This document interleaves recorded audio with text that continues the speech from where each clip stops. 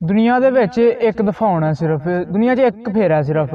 ਤੇ ਇੱਥੇ ਬਾਬਿਆਂ ਬੜਾ ਸੋਹਣਾ ਸ਼ੇਰ ਲਿਖਿਆ। ਕੀ ਲਿਖਦੇ ਨੇ ਕਿ ਅਲਿਫ ਇੱਕ ਫੇਰਾ ਦੁਨੀਆ ਵਿੱਚ ਤੇਰਾ,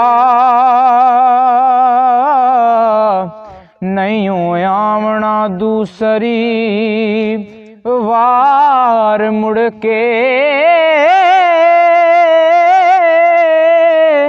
नाल शरा असूलां दे वंज कर लईं,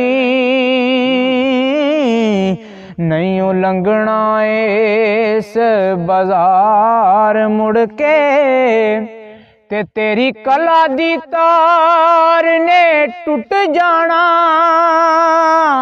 ओ नहीं गंढनी किसे भी ये तार मुड़ के।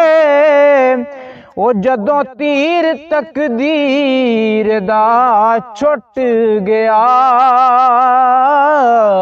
होर हो जासन मुख्तार मुड़ के।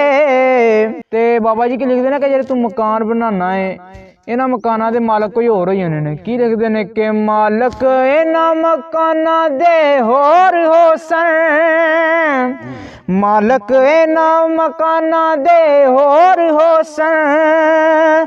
सांभ लैणगे सारा घर-बार मुड़ के, ओ घरों कढ दे सन खाली हथ तैनू,